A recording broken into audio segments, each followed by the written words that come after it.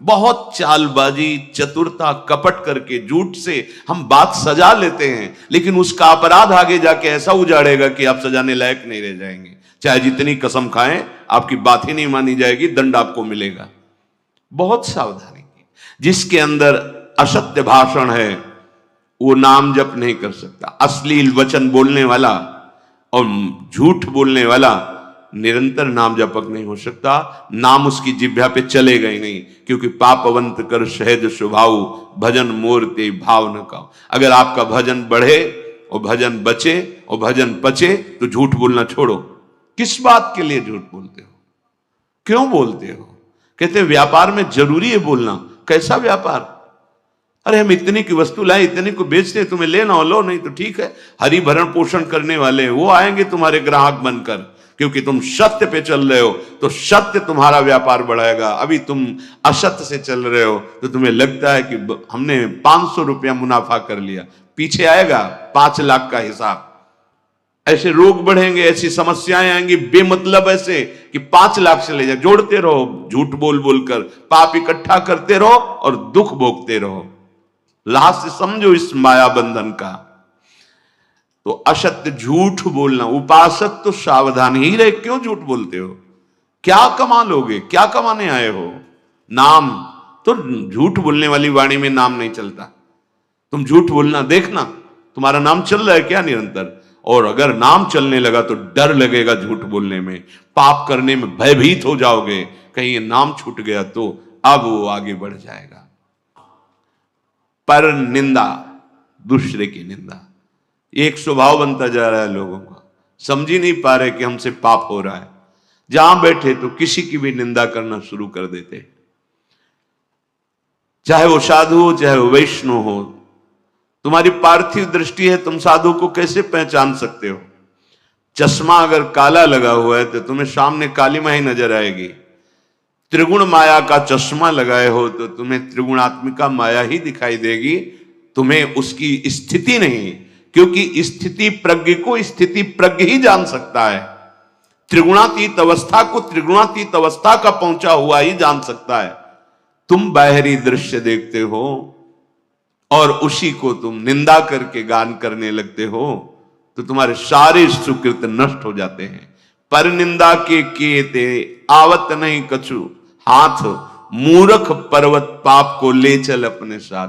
वो मूर्ख दूसरे की निंदा करके उसके सारे पाप अपनी खोपड़ी पे ले लेता है, बोझा बना नरक को जाता है। और भक्तन निंदा अति बुरी भूल करे जिनको, किए सुकृत बहुत जन्म के छिन में डारे खोए।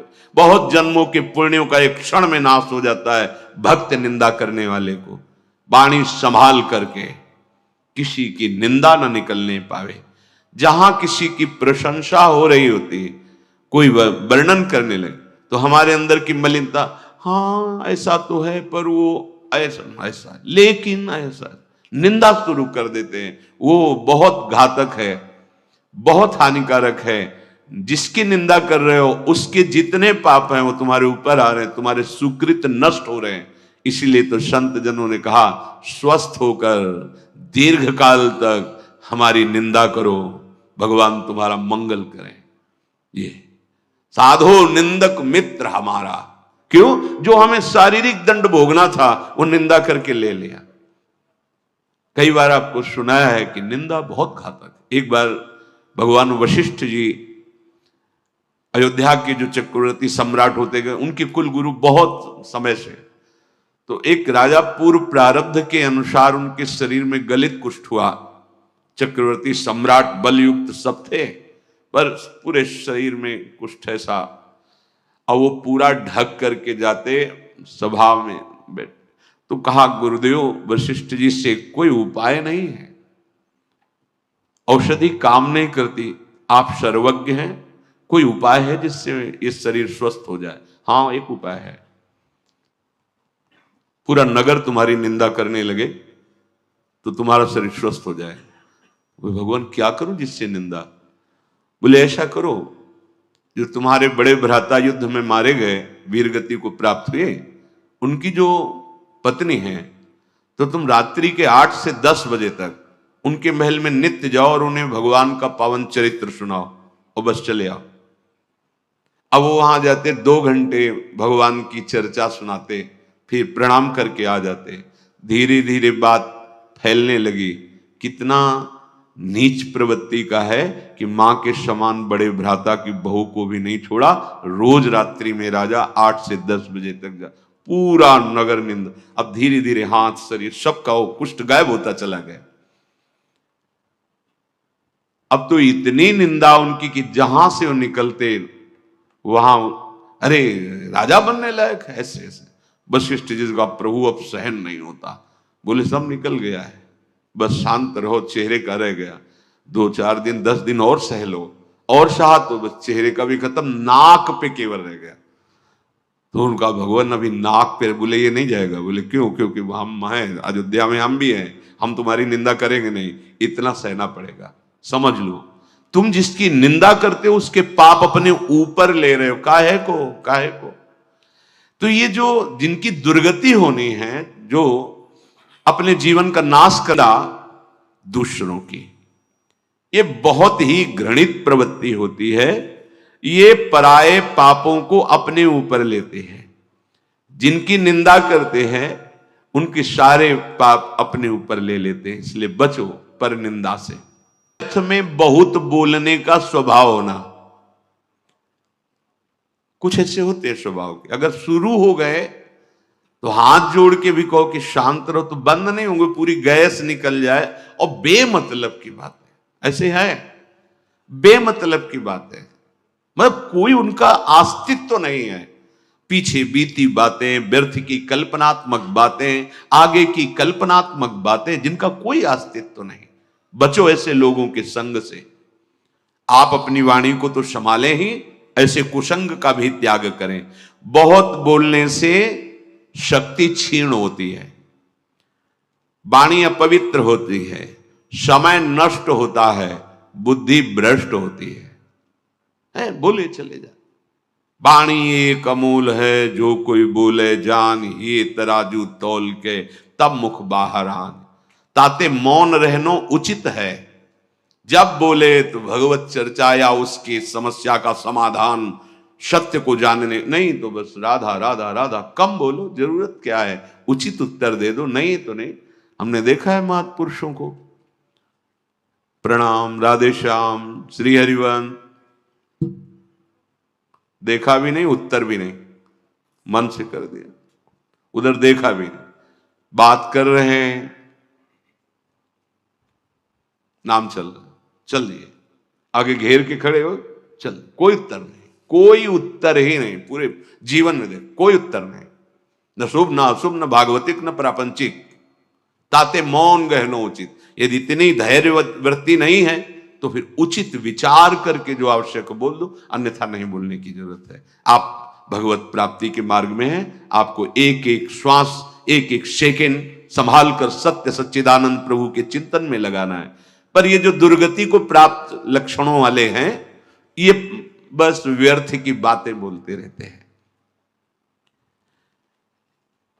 बहुत बोलने से तुम्हारी शक्ति क्षीण होती है। तभी जो बहुत बातें बनाने वाला होता है, वाणी का प्रभाव नहीं पड़ता। नहीं, एक बार जो हृदय से अनुभव करके बोलो, पूरे विश्व में छा जाएगा।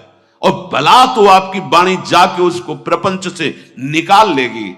ब्रह्म ऋषियों की वाणी ऐसी सामर्थ्यशाली होती, बहुत शांत, निरंतर भगवत चिंतन हो, जो बोले तो हृदय की ग्रंथि को खोले, वो वाणी।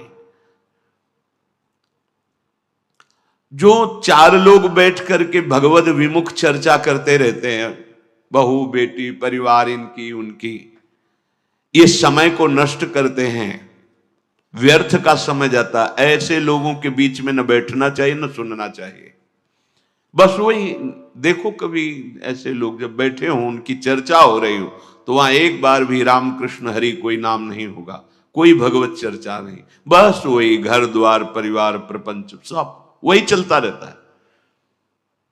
बचो इस माया के बंधन से, काटो नाम के कीर्तन से, काटो इसे भगवत गुणगान गायन से। ये अपवित्र जिह्वा व्यर्थ का भाषण, निंदा पर चर्चा करने न पावे। राधा राधा राधा, थका दो इसको। ब्रह्मचर्य नहीं है, संयम नहीं है, पवित्रता नहीं है, तो आवाज में दम नहीं होगी, के करोगे। आवाज में दम होती है तभी होगी जब आप संयम से चल रहे हो। ऐसे थोड़ी जीवन रखा जाता है। साधु का जीवन दिव्य होता है। ये अन्न और जल से पोषण केवल पार्थिव शरीर का होता है, भगवत चिंतन से पोषण होता है साधु का। कई कई दिन भोजन न मिलने पर कभी ऐसे थोड़ी कि मुंह उदास हुआ हो। मुख प्रसन्न तन तेज विराजा। भगवत मार्ग के पथिक हो, छू जाए तो करंट सा लगे, उसके जीवन का परिवर्तन हो जाए। दृष्टि भर के देख लो तो उसके पापों का नाश कर दो। तुम भगवत पार्षद हो, पर वो सामग्री है तुम्हारे अंदर पर जागृत नहीं कर रहे। ये जो समय को नष्ट करने का स्वभाव बन गया है, व्यर्थ की बातें, व्यर्थ की क्रियाओं, भाई छोड़ो। तुम्हें चुभता नहीं? एक बार नाम छूटता है तुम्हें जलन नहीं होती? तुम्हें परेशानी महसूस नहीं होती कि हमारा उद्देश्य तो निरंतर नाम जप है, नाम कैसे छूट गया? तद्स्मरणेन परम व्याकुलते थी। चलो ना परम व्याकुलते तो केवल व्याकुलते थी ले आओ। तुम्हें यह तो पश्चाताप होना चाहिए कि नाम छूट रहा है। हम व्यर्थ की बात में समय नष्ट कर रहे हैं, नाम छूट रहा है। ये जो परिचर्चा करते रहते हैं, इनका राग द्वेष पुष्ट होता रहता है, और जिसका राग द्वेष पुष्ट होता है दुर्गति पक्की है। क्रोध ये बेहोश करके असुर बना देता है। क्रोध वाणी का रंग बदल जाएगा। जहां क्रोध का प्रादुर्भाव हुआ तो रुक्ष वाणी, कठोर वाणी, तीखी वाणी, हृदय को बेदने वाली, समझ जाओ क्रोध आ गया। अशुद्ध भाषा प्रारंभ हो जाएगी, कठोर भाषा होने लगेगी, ऐसी तीक्ष्ण जो हृदय को बेद दे जाकर। और अगर ना संभल पाया तो बुद्धि फिर हिंसा पे उतर जाएगी, मार पीट, जान से मार देना। ये क्रोध बहुत ही घातक वस्तु, ये दुर्गति कराता है। इसी से नरक का द्वार है। कामः क्रोधा तथा लोभा तस्मादेत्रयम् त्यजेत। ये त्रिविधम नरक सेदम द्वारम नाशन मात्मना। ये आत्मस्वरूप को घोर बंधन प्रदान करने वाले हैं। क्रोध, जब क्रोध आवे तो मौन का आश्रय पक्का लो। अगर वाणी खोल दी आपने तो मानो आग में आपने पेट्रोल डाल दिया, डीजल डाल। वो ऐसी भड़काऊ वस्तु वाणी है, फिर तो नहीं संभल पाओ। मौन, अब अंदर से वो आ रहा है कि बस इसको गाली दो ही, इसको कड़ुआ बोलो ही, बस अंदर राधा राधा राधा राधा राधा राधा, उसकी सुनो मत, शांत हो जाएगा। वहां से चल दो बिल्कुल। अगर कड़ुआ बोले तो इसका दुरुक्ति, क्रोध का बल क्या? दुरुक्ति माने गाली, कड़ुए वचन, कठोर वचन, हृदय को दुख पहुंचाने वाले परुख वचन मत बोलना।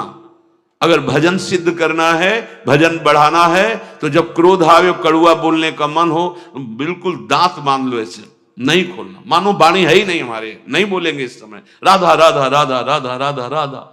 ये क्रोध तुम्हारे भजन करने की प्रवृत्ति और भजन के प्रभाव दोनों को ढक देगा, दोनों को रोक देगा।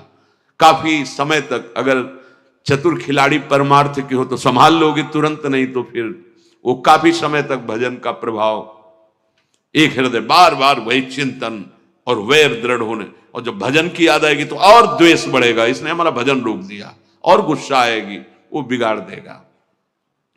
क्रोध होश खो देता है। जिसके अंदर क्रोध आता है होश खत्म हो जाता है। हिंसा, मारना, किसी भी जीव को मारना, ये इसीलिए सबसे प्रार्थना करते हैं जहां तक शब्द कान में पहुंचे कि जो लोग ये हिंसा, एक होता है हिंसा करना, और जैसे आप मानसला के पास तो हिंसा में सम्मिलित हो गए, वो हिंसा के समान ही माना जाता है। तो जो आप अभक्ष पदार्थ पाते हैं, जीवों की हिंसा होती, जो हमारे लिए निषेध किया गया है, जो हमारे लिए निषेध है, वो बिल्कुल ठीक नहीं। किसी भी जीव के शरीर को पका के खाना मतलब अपना नाश करना, अपने सुकृतों का नाश करना, अपनी आयु को व्यर्थ करना। भूल जाओ कि तुम बलशाली हो, कितने बलशाली हो। काम पर विजय प्राप्त करके दिखाओ, क्रोध पर विजय प्राप्त करके। लोभ, मोह, मद, मत्सर तो तुम्हारे बल को समझे। शरीर बलशाली है, भोग तुम्हें गुलाम बनाए हुए, तुम समझते हो विश्व विजेता। नहीं नहीं, मानो देह विषयों पर विजय प्राप्त करके भगवदानंद के लिए मिला है, और वो बल मिलता है पवित्र आचरण, पवित्र भोजन और भगवान नाम जप। इसीलिए सबसे प्रार्थना करते हैं, ये भूल भुलैया में मत भटको। तुम अविनाशी अजर अमर शरीर वाले नहीं हो, मरेगा तुम्हारा शरीर, और तुम जो ये पाप आचरण कर रहे हो भोगना पड़ेगा। अभी जो तुम तर्क उपस्थित करते हो कि हम नहीं खाएंगे तो कोई तो खाएगा, इसलिए हम ही खा लेते हैं, तर्क रखता है, आत्मा की इच्छा को नहीं दबाना चाहिए। हाँ, अपनी आत्मा में कोई इच्छा ही नहीं होती, मूर्ख हो तुम। आत्मा समझते किसको? अरे आत्मा भगवान का स्वरूप है, इच्छाएं मन है, और इनकी इच्छाओं को नहीं दबाओगे तो परिणाम में जेल, अस्पताल, नर्क पक्का। लिख लो कागज में, मत दबाओ अपनी इच्छाओं को, फिर देखो इच्छाओं का तांडव तुम्हारी दुर्गति ऐसे करेगा कि फिर दबाना क्या है, फिर भूल जाओगे इच्छा करना, ऐसा दंड मिलता है। हिंसा ये महापाप है। कोई भी ग्रंथ, कोई भी पंथ आदेश नहीं करता किसी जीव को कष्ट देने का।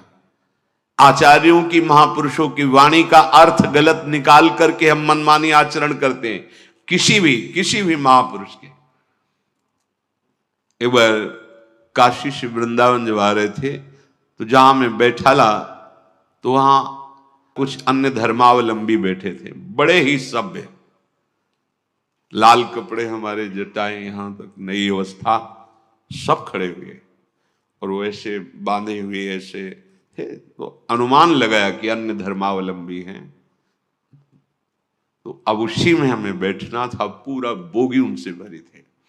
उनमें था एक अपनी हिंदी भाषा बोलने वाला, तो वो लोग अपनी भाषा बोलते, तो उसने प्रश्न किया कि आप से कुछ बात करना चाहते हैं, जो ये बोलेंगे वो हम आपको बताएंगे, जो आप बोलोगे इनकी भाषा में हम बताएंगे।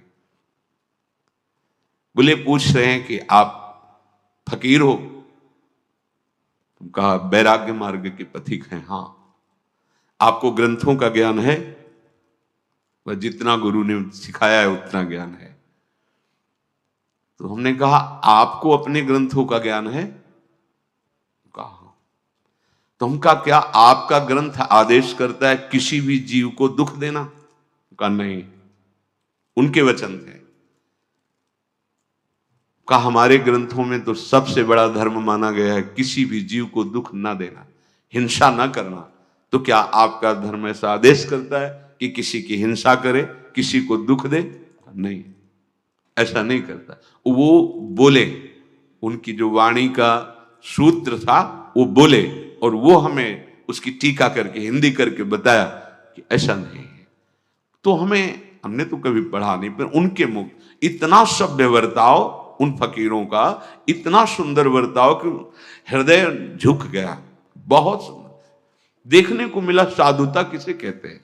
जो आचार्य वाणियों पर चलता है, वास्तविक अर्थ समझता है, तो कोई भी महापुरुष किसी भी जीव को दुख देने का आदेश नहीं करते हैं। हाँ, जो उसका अर्थ ना समझ के अपनी मनमानी उसका अर्थ करे, वो बात अलग होती है। तो हिंसा ये महापाप है। कोई भी धर्म नहीं सिखाता कि तुम हिंसा करो।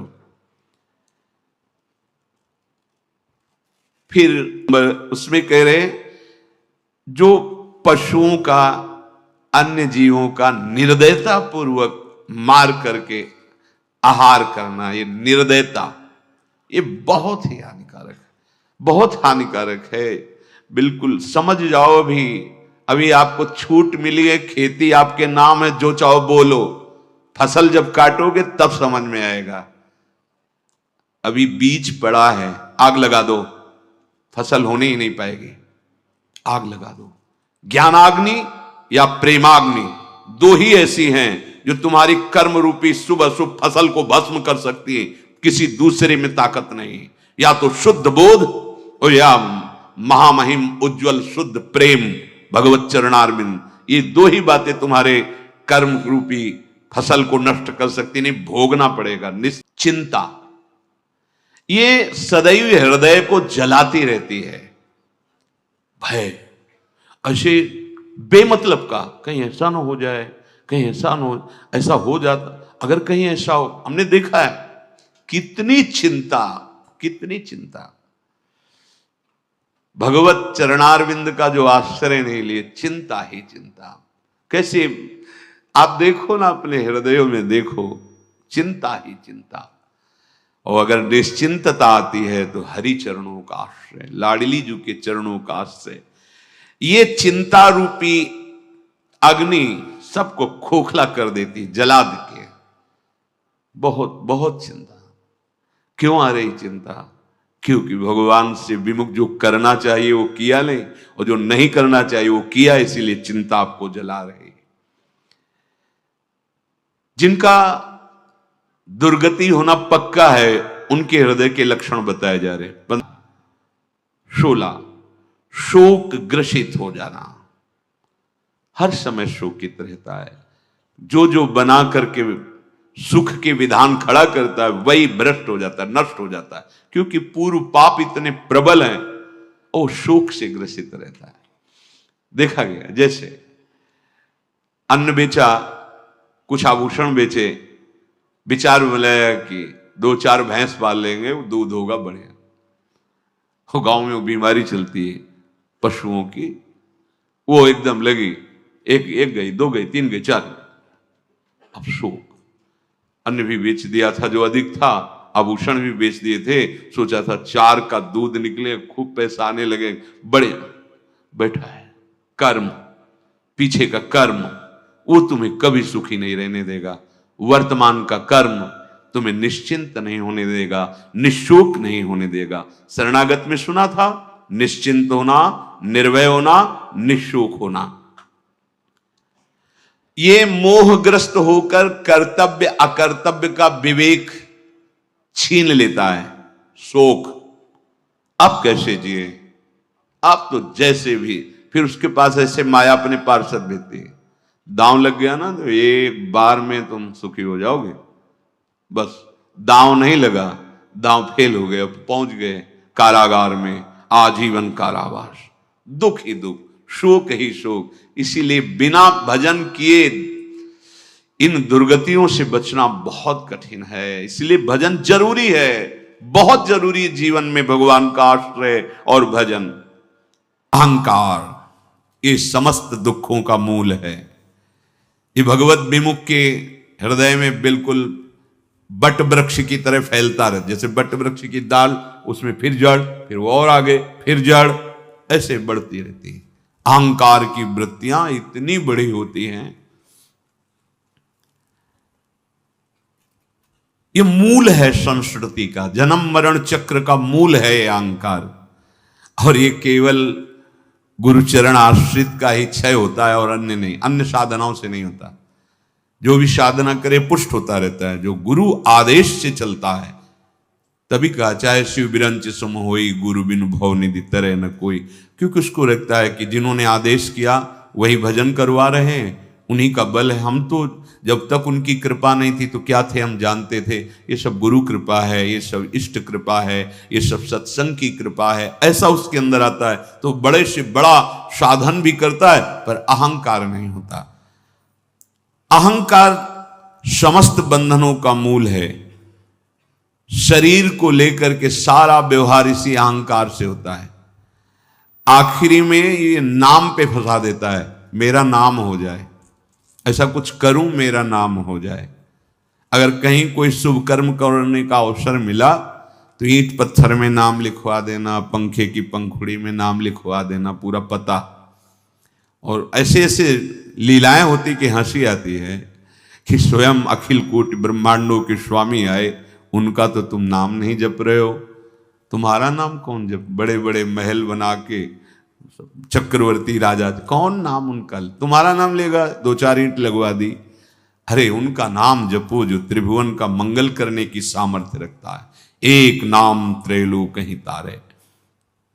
ये शरीर का अहंकार, अहंकार की वृत्ति का परिचय कर्तृत्व भाव और भोक्तत्व भाव इसी अहंकार में होता है।